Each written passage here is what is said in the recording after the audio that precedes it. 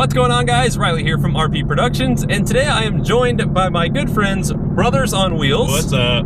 So everybody, this is Dane. What's up? This is Logan. And they run a YouTube channel called Brothers on Wheels. And so they're good friends of mine. I've known them for a while now. And Dane here owns this beautiful S550 Mustang, which we decided to take out today to give you an 8 things we hate about it. So please do not get the idea that we hate this car, because that's not true at all. I'm sure Dane here loves this car. I love this car. However, there are some things that could be improved, so here they are. So to start this video off at number 1, we're going to talk about the cheap interior on these cars. Now, when this car first came out, everybody loved the interior. They're like, that is a huge improvement over the S197 version, which was the like 2010? Yeah. 2010 to 14? 14, yeah. Which it was. It's a massive improvement. However, nowadays, being 2017 now, it's just dated already. Now Ford has kind of realized that, and they came out with a refresh for the 2017 or 2018 models. So they did realize that, hey, we're being outclassed in our own division. However, with this specific generation, there's a lot of rattles. The materials just kind of feel cheap and like plasticky. Granted, this car is readily affordable for most car enthusiasts, so it's a great buy at the price point. But just, what do you think, Dane? Yeah, I think if you're comparing it to the 197, yes, it's a lot better. Yeah. It's a mile better than the last car. But if you start comparing it to, take your car, for example. Everything in here is just it's a lot cheaper car. It's easier to afford, but you can feel why. And it's not bad. It's just there's little things that that could feel a little bit better. But that's why it's so cheap. But at the same time, I didn't buy it for the interior. That being said, there is a lot of things in it that I would fix. I have a wicked rattle in this radio that I don't understand. Go ahead, play the sounds of your people. Go ahead. I don't know if you guys can hear that, but it's bad, and it drives me up the wall every time I get in this car.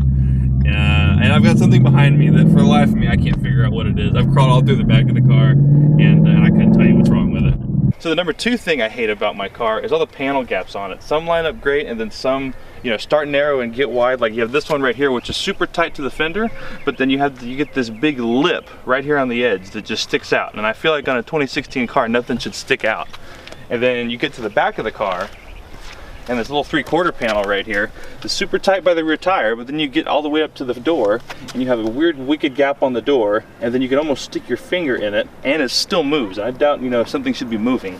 So number 3 on our list is going to be just how bad the depreciation is on these cars. Yep. So you go out and buy an S550 Mustang, this body style, and you expect to pay maybe around $35,000 for like a decently optioned one. That's probably like an average price. Yeah, mid-30s. So you pay $35,000. You're really happy. You just bought your car. Well, let's say, a year from now, you get tired of your car. You want to go sell it. Now you're looking at like the low $20,000, right, low to mid $20,000 price range. And that's kind of unfortunate when you lose, over $10,000 in a year just off of a car. Yeah. And yes, cars are horrible investments. Anybody who tells you otherwise is really stupid. Yep. However, there are cars out there like, we'll say, for example, a Subaru WRX that hold their value extremely well, and they're also in the same kind of price range. So, I don't know. It probably has to do with Mustangs being everywhere, which we'll get to later in this video. Don't worry. I think part of it's probably just the reputation too. Mustangs and Fords, and it just it's got a reputation for being a cheap car. So the resale on them is not going to be as good as, say, a WRX. Anything Subaru that's got a reputation for being built a little bit better. Subaru.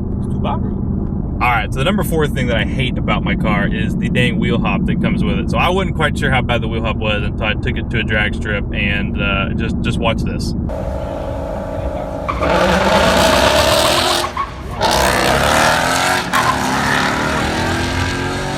he's gonna snap back like that, dude. So as you can see from that, it was pretty bad. The whole crowd went silent, and luckily I was running by myself, so I was the only person that anybody was watching, and I feel like I almost broke my car.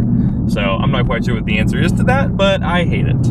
Alright, so the number 5 thing that we don't really like about this car is the reverse light and how it sits so low from the top of the car. And like, say you're in a big SUV, it's not really going to be the best thing because it's so hard to see. And in fact, one time me and my dad were pulling up in the driveway, and my brother was pulling out, and we hit him because we couldn't see the reverse light, and that was no good. The number 6 thing that I hate about my car is these door handles. I think it's super cool how you can, auto unlock and lock by just, having the key in your pocket and touching it. But that's only really cool when it works, which it isn't all the time. There'll be plenty of times I'll walk up to my car with the keys in my pocket, and I want to unlock the car. I'll have to physically like turn and put the key really close to it, which I think by then I probably could have just pulled it out of my pocket and hit the unlock button anyway. So yeah, that'll work now. So number 7 on the list is Mustang owner's reputation, and it's just so bad now because all these videos you see on YouTube and online, it's just them crashing. Insert crowd here.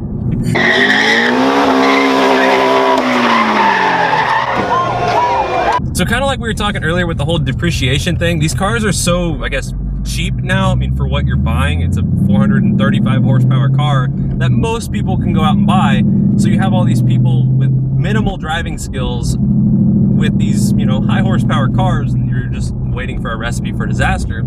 So really, it's not the Mustang itself that has the problem, it's the people that drive them. Agreed. And also, it doesn't help that the traction control system in this car is extremely lenient. I mean, when you have everything on, you're still able to get this car to a point where you crash it, which is kind of impressive in a way. But it's just like, I don't know, I've never driven a car with traction control on and everything's on and you're actually able to get the car a little bit sideways, and it's like, wow, this shouldn't be happening right now. Yeah, it'll kick the tail out whenever I ask it to, regardless if I have the traction control on or not. Last but not least, number 8 on the list, Mustangs are just so common now, you see them everywhere. I don't even drive, I see probably 10 a day. Thanks, dude. He's got a point. You do see Mustangs, they're everywhere. Like, just on the bus to school, you'll see at least 5.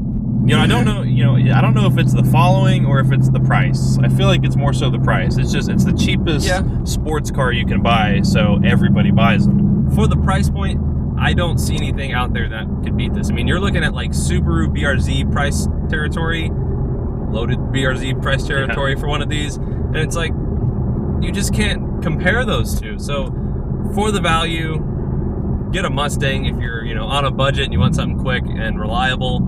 But because of that, they're everywhere. Good thing is the aftermarket for them is ridiculous. Huge. Bad thing is you're driving around and you're like, oh, look, there's another Mustang. Yep. Oh, there's another Mustang. Oh, so, All right, guys. Well, there you have it. 8 things that we hate about the S550 Mustang. Yes, sir.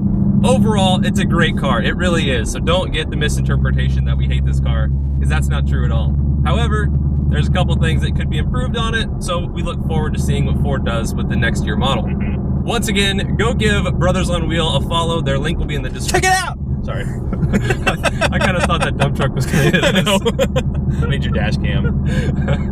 But their link will be in the description. You can go check them out. They post awesome videos. They're really good friends of mine. So definitely go check them out and tell them RP sent you. Thank you guys for watching the video. We'll see you on the next one. Take it easy. And work right now. But now, I can't lock it with the keys there.